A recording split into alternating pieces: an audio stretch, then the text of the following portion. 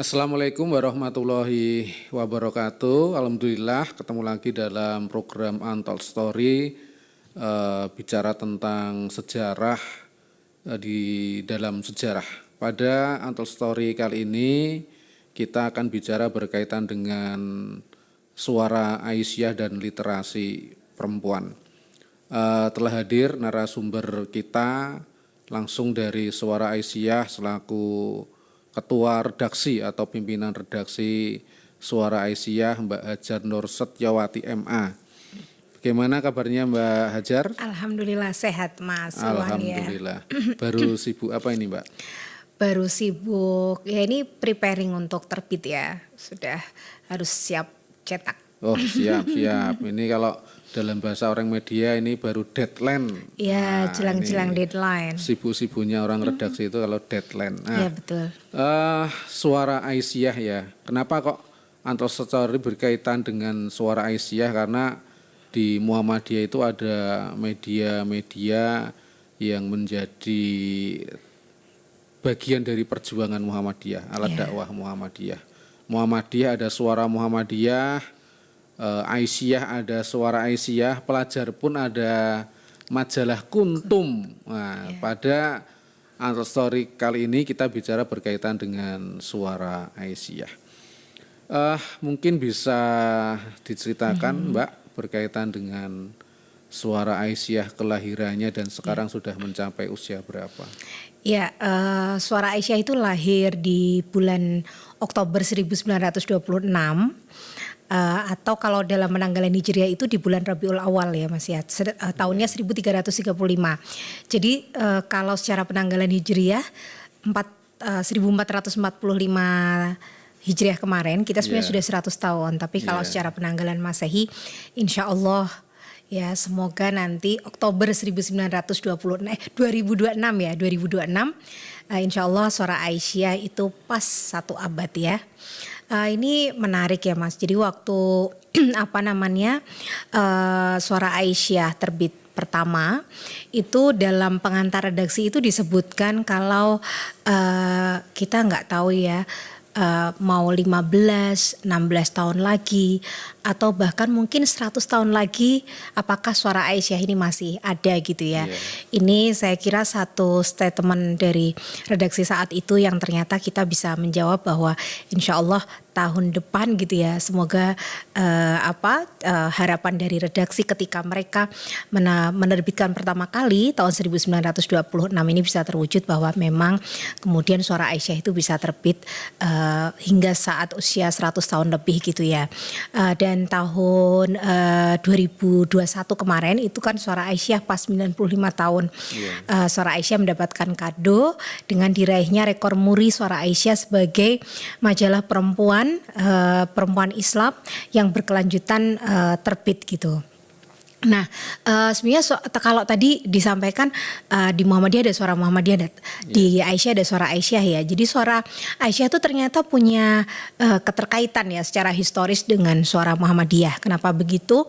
Embrio terbitnya Suara Aisyah itu ternyata sebetulnya ada dalam satu rubrik di Suara Muhammadiyah tahun 1925 namanya Istri Islam Mas.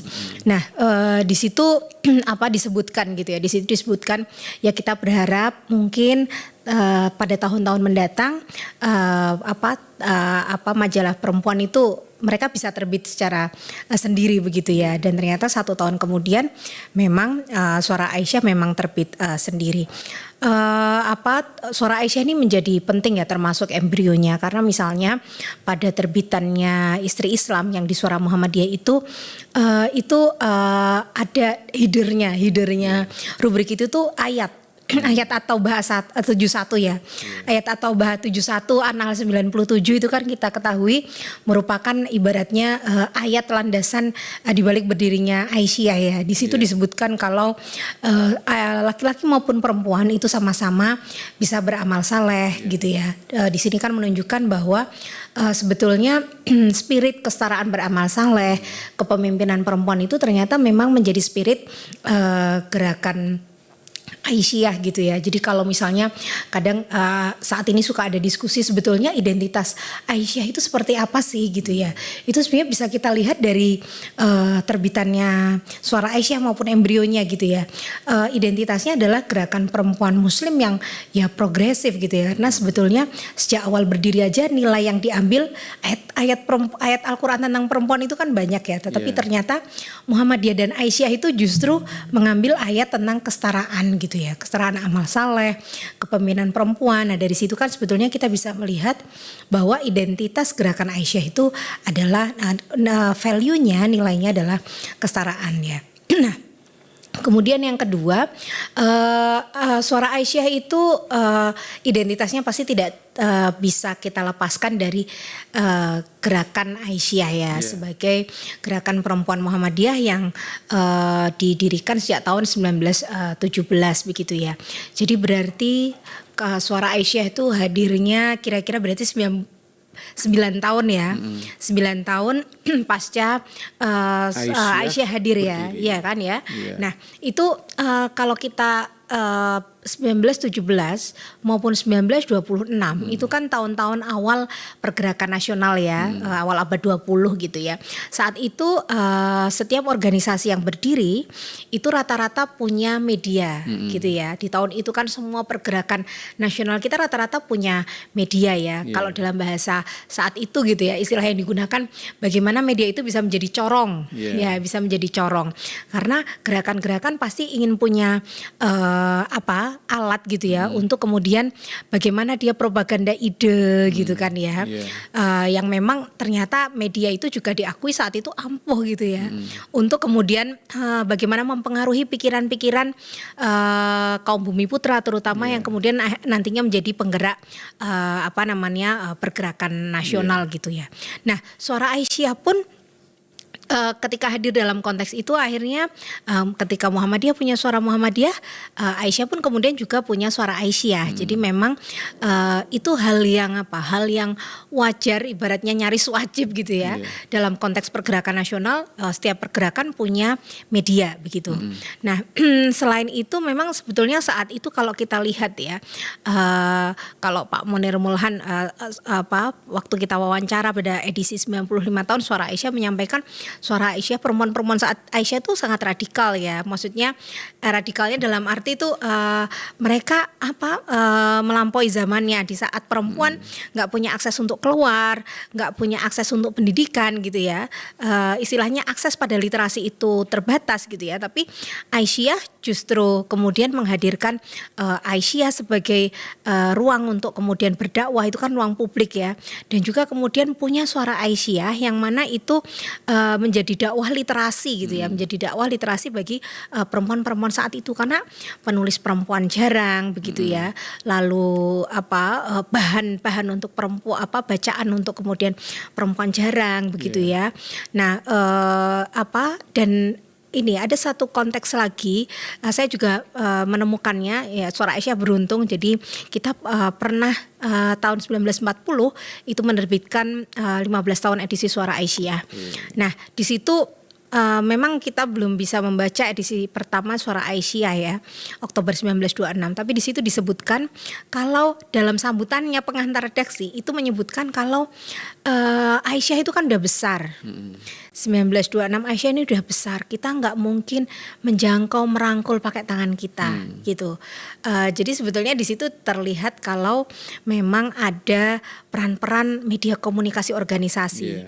Kita tahu 1924 Aisyah mendeklar ya dalam Kongres Muhammadiyah, mengajak pegiat-pegiat Muhammadiyah, aktivis Muhammadiyah untuk bagaimana bisa ada Aisyah di berbagai daerah. Nah itu kan otomatis berimbas ya, Aisyah segera meluas.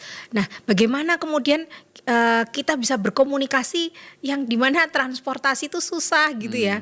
Nah maka kemudian pernah ada satu tulisan saya menemukan itu, dia menyebut Suara Aisyah tuh ibarat menjadi pesawat terbangnya Aisyah gitu. Ya, menyampaikan pesan-pesan. Ya betul. Nah itu kan berarti sebetulnya ada konteks bahwa Aisyah sebagai organisasi yang besar membutuhkan media komunikasi organisasi gitu ya. Jadi ada konteks pergerakan nasional yang memang membutuhkan media sebagai corong atau agitasi pandangan-pandangannya.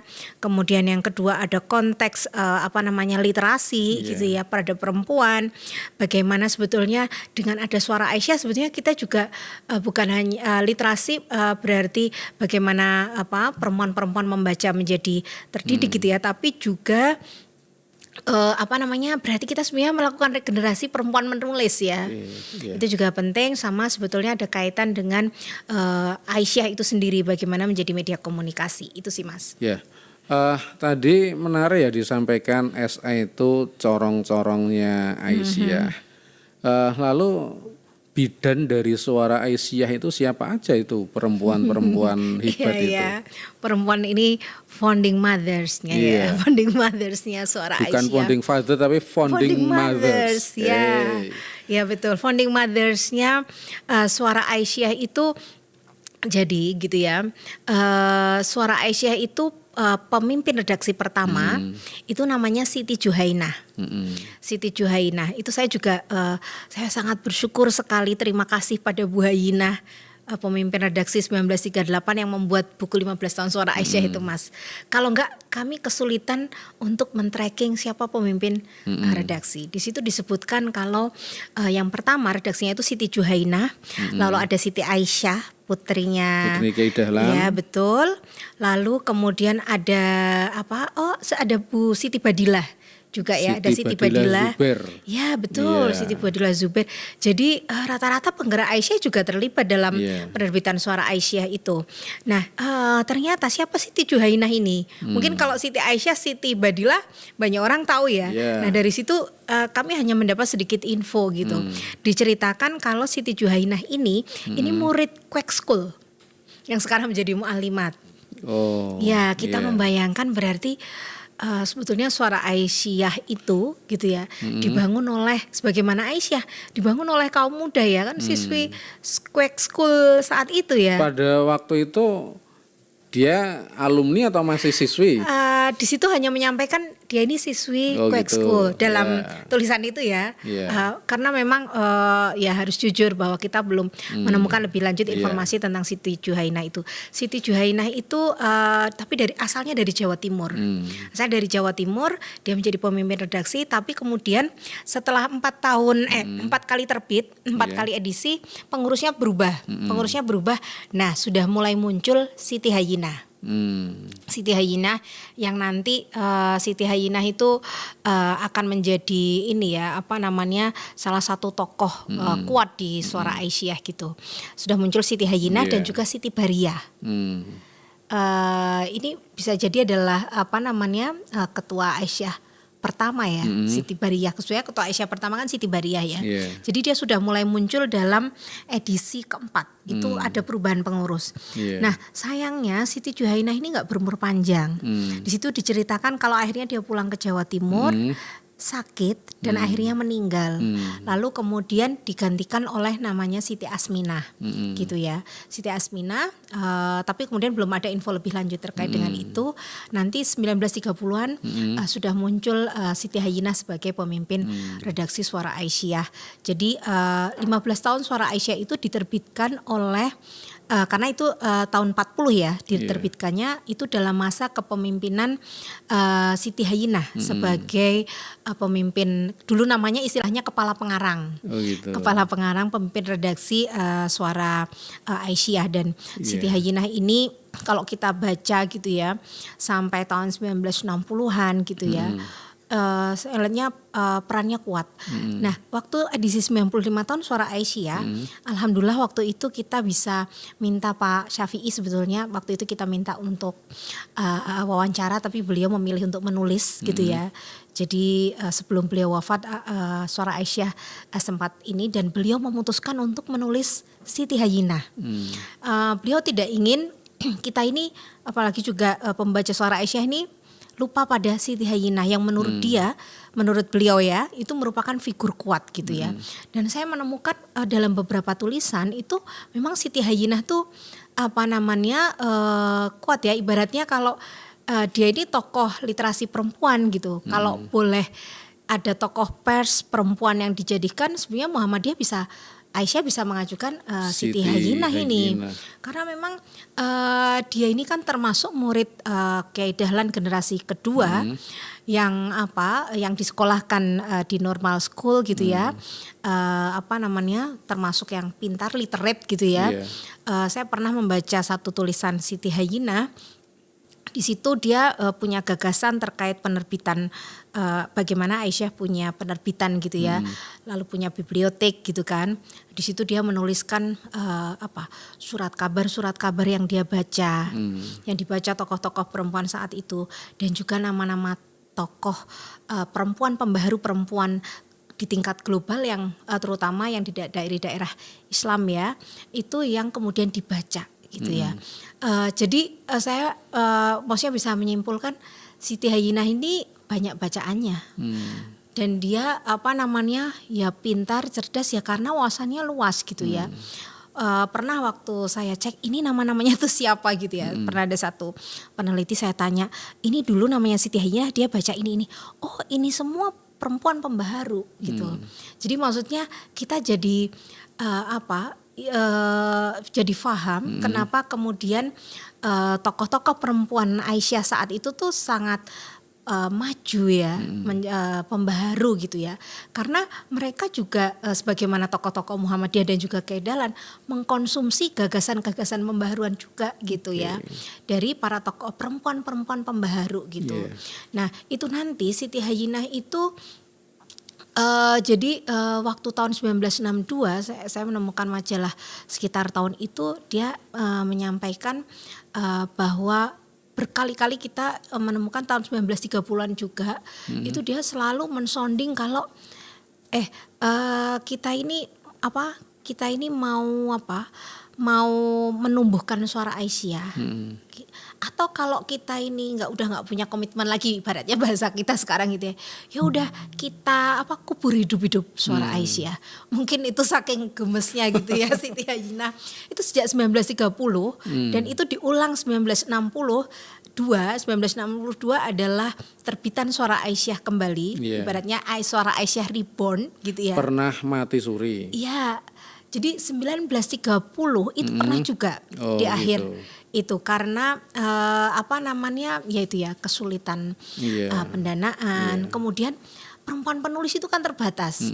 Saya pernah membaca juga tulisannya kalau saat itu karena terbatas, padahal media Muhammadiyah kan masih tahu banyak kan Mas. Di berbagai daerah itu kan Muhammadiyah punya kan. Dan kan masing-masing menjadi pasti akan juga diminta untuk menjadi kontributor. Sehingga SDM terbatas, sehingga kadang keterbatasan penulis dan juga yang mencolok juga sebetulnya ini ya, karena dulu sumbangan Mas, nggak kayak sekarang kalau Mas Iwan langganan bayar kan. Nah, itu dulu kayak sumbangan, bahkan penulis aja sampai dijadwalkan. Jadi kalau muktamar Muhammadiyah bagian Aisyah itu ada sesi khusus tentang suara Aisyah, laporan bagaimana perkembangan gitu ya. Dan waktu itu dibagi, Aisyah Cilacap kamu nulis ini. Oh gitu, dijadwal kapan gitu. Iya betul. Dan nggak semuanya menaati pembagian itu, sehingga kadang kesulitan penulis. Lalu 1956 itu terakhir terbit. Berarti kan ada waktu 6 tahun ya. Sampai 1962 itu. Sejak 1930 sampai 1960 Siti Hayyinah itu selalu meminta komitmen gitu. Ini kita kalau maju sekalian maju, atau udah kita ini mundur ke belakang atau gimana gitu ya. Jadi tolong hidup-hidupi, ingat kata-katanya tuh hidup-hidupi suara Aisyah, atau kita kubur hidup-hidup suara Aisyah. Ternyata hampir 100 tahun. Nah, selain Siti Hayyinah sampai sekarang yang hampir 100 tahun itu siapa aja yang menggerakkan suara Aisyah? Selain Siti Hayyinah ada juga Ibu Siti Baroroh Barid. Ketua Umum PP Ketua Umum Aisyah Pimpinan Pusat tahun Aisyah. 70-an. Ya, lalu kemudian Ibu Siti Hamamah Suratno. Ibu Siti Hamamah Suratno, Ya. Ketua Umum PP Aisyah Juga setelah Ibu Baroroh ya. Bu Baroro. Iya, itu juga Oke. termasuk penggeraknya Iya. Suara Aisyah. Jadi sebetulnya apa namanya banyak tokoh-tokoh Aisyah yang kita kenal gitu ya. Itu juga merupakan penggerak Suara Aisyah gitu ya, kayak Setelah tadi Bu Hamamah siapa lagi? setelah Bu Hamamah itu kan ada misalnya Bu Uswatun Bu gitu ya, dan juga saat ini pun Uswatun. Bu Nur Janah juga pasti Nur karena ini Janah. majalah pimpinan pusat Iya, Aisyah pasti juga beliau menjadi penanggung jawab begitu ya. Ada Bu Bu Susila Stuti gitu ya, dan kita sempat loh punya pemimpin redaksi laki-laki satu kali. Tahun berapa itu? Saya ini ya saya lupa namanya, bapaknya Mas Afan itu ya. Oh gitu. Iya, yang juga waktu Afan itu Safani Adam. ya, yang waktu itu juga beliau tuh juga kayaknya double juga. Beliau tuh juga menjadi Suara Muhammadiyah. Atau apa di Suara Muhammadiyah ya. Oke. Iya. Tapi ada Bu Uswatun Hasanah ya. Kantor Suara Aisyah sekarang itu merupakan wakaf Ibu Wasilah ya. Oh ibunya, iya, kantor Ibu Suara Hasanah. Aisyah itu di mana sih? Ya itu mari kita cari ya Mas. Cuma dalam terbitannya itu seringkali menyampaikan Kauman. Oh gitu. Kauman, ya, Kauman dan dicetak oleh percetakan Persatuan. Ya, jadi juga itu di Kauman tempatnya. legend sekali, ya betul sekali. Ya gini Mbak, tadi saya ingin menggarisbawahi berkaitan dengan bagaimana Suara Aisyah itu memperjuangkan perempuan untuk menulis di Suara Aisyah. Dalam rentang 100 tahun ini mungkin dimulai dari Hayinah dan sebagainya, bagaimana itu pembagian penulis laki-laki dan perempuan di Suara Aisyah? Ini maksudnya sampai rantang sekarang? Iyalah, dari dulu sampai sekarang. Dari dulu gimana? sampai sekarang ya. Iya. Sebetulnya ini ya, kalau tadi kan disampaikan kalau saya dulu itu modelnya tentu siapa saja yang mau menulis plus karena mungkin tadi ada pembagian juga itu karena kalau kita menemukan dalam Suara Aisyah rubrik-rubriknya sampai sekarang itu salah satu kekhasan kita karena kita adalah tadi ya media organisasi itu ada rubrik semacam perkembangan daerah-daerah gitu ya. Jadi misalnya dari situ kita tahu misalnya Aisyah sudah ada di Bangkalan misalnya, di Gorontalo, di Makassar, di Cilacap gitu ya. Itu. Nah, lalu tapi saya juga menemukan beberapa tulisan juga laki-laki ya di Suara Aisyah begitu ya. Misalnya tema kadang mereka bicara juga tentang perempuan gitu ya, atau bicara juga tentang keislaman gitu ya. Ada juga sepertinya pernah saya menemukan tentang kesehatan gitu ya. Bahkan Pak Amin Rais pun juga pernah menulis di Suara Aisyah gitu ya. Saat ini jadi sebetulnya ini majalah memang diinisiasi oleh Gerakan Perempuan Aisyah. Tetapi sebetulnya ini diperuntukannya audiensnya luas ya, bisa laki-laki bisa perempuan. Karena tadi ya salah satu kalau saya mengidentifikasi ada 4 fungsi Suara Aisyah tadi sudah disebutkan, komunikasi organisasi, literasi, lalu juga kemudian ada juga terkait dengan syiar Islam berkemajuan gitu ya. Jadi kita seringkali mendapati di Suara Aisyah itu terutama yang edisi-edisi awal itu ya, itu kan bicara tentang bahwa sebetulnya perempuan itu berhak loh atas belajar gitu ya. Nah itu kan juga sebetulnya ide-ide yang ya nggak harus juga perempuan, malah sekarang pun malah itu juga penting untuk menjadi dipaparkan pada laki-laki ya, karena kan kalau di Muhammadiyah Aisyah itu kan mitra dakwah gitu ya, mitra gerakan gitu ya. Makanya kalau sekarang pun gitu ya, kami juga mengundang kadang-kadang penulis laki-laki, Mbak berarti saya harus nulis tentang perempuan ya gitu misalnya. Oh enggak Mas gitu, enggak Pak, bisa nulis tentang ini gitu ya. Yang itu kemudian ya walaupun kekhasannya gitu ya, kalau kita mengambil tema-tema itu pasti melihat dengan perspektif juga perempuan, tapi kita juga menyajikan banyak rubrik yang sebetulnya itu terbuka. Akhirnya berarti bisa tema lain ya, bisa gitu ya. Jadi sebenarnya kita juga terbuka gitu. Cuman biasanya kita punya kebijakan juga di redaksi bahwa misalnya untuk liputan utama narasumber itu kan kadang banyak laki-laki ya pada isu-isu tertentu gitu ya. Kita berusaha untuk jangan sampai liputan itu nggak ada narasumber perempuan gitu ya. Kita usahakan misalnya narasumber perempuan, penulis pun juga ya bisa laki bisa perempuan gitu ya. Tapi jangan sampai nggak ada perempuan gitu ya. Gitu. Itu maksudnya kan itu juga tapi menulisnya bisa tema apa saja ya. Dan nyata-nyatanya pernah ada laki-laki jadi wakil pemimpin redaksi. Itu jadi waktu kami edisi 95 tahun kayak kaget, ini kok namanya kayak laki-laki ya gitu. Terus kita tracking kan, benar ternyata ada satu kali gitu ya. Jadi sebetulnya Pak Amin Rais pun pernah menulis gitu ya. Jadi banyak yang laki-laki Mas Iwan pun harus menulis di Suara Aisyah gitu kan ya. Itu seperti itu Mas, karena Bu Hamama selalu bilang kadang Suara Aisyah ini pembacanya jangan hanya perempuan saja ya. Pasti selalu mengingatkan begitu ya beliau. Tapi ini juga diperuntukkan untuk laki-laki gitu ya. Jadi ini gak hanya bacaan untuk perempuan, meskipun kalau dalam konteks media target audiensnya siapa gitu ya. Sebenarnya luas, tapi misalnya ada yang khas gitu, misalnya perempuan gitu ya. Tapi sebetulnya itu untuk yang luas gitu ya. Iya Mbak. Terakhir ini Mbak, tahun depan 100 tahun Suara Aisyah. Ada agenda apa aja ini untuk menjelang 100 tahun yang disiapkan ini? Ini Rutu ya, Oktober tahun depan ini Rutu 100 tahun ya. Oh gitu. Maksudnya kan terima kasih nih Mas Iwan sudah mengingatkan redaksi untuk ini ya. Tapi ada beberapa ide begitu ya, ada beberapa ide. Salah satunya itu kemarin misalnya ada ide tentang penerbitan buku sejarah Suara Aisyah, 100 tahun Suara Aisyah gitu ya. Itu agenda yang mungkin harus nyaris wajib ya mungkin kita lakukan ya. Lalu kemudian selain nanti pasti menerbitkan edisi khusus 100 tahun Suara Aisyah. Lalu kemudian begini, Suara Aisyah itu kan seringkali karena usianya yang lama itu seringkali menjadi rujukan riset-riset nih.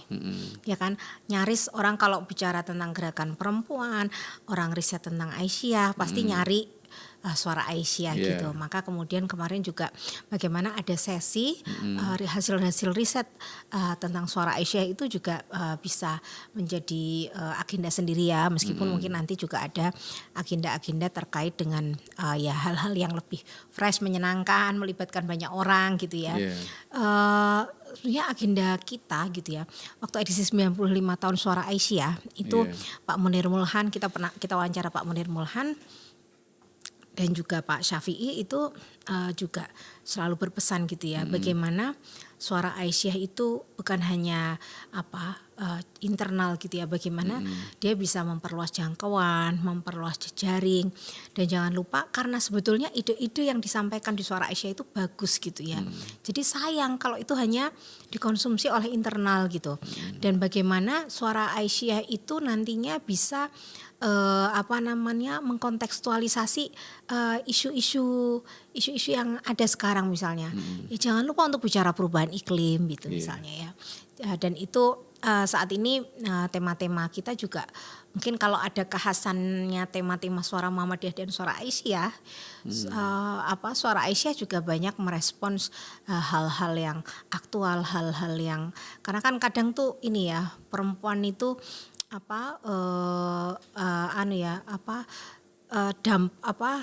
isu-isunya itu kan sebenarnya kadang bukan hanya diskursus aja gitu ya, tapi sangat dekat dengan realitas sosial gitu. Jadi makanya kalau Mas Iwan misalnya baca di Suara Muda Suara Aisyah juga banyak bicara tentang realitas sosial hari ini, misalnya tentang bagaimana perempuan nelayan gitu ya, bagaimana isu perubahan iklim gitu ya, dan juga agenda kita itu meregenerasi Mas.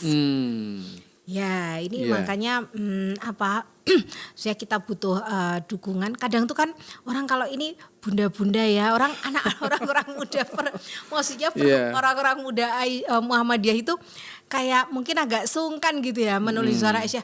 Mikirnya itu untuk ibu-ibu, untuk bunda-bunda gitu ya.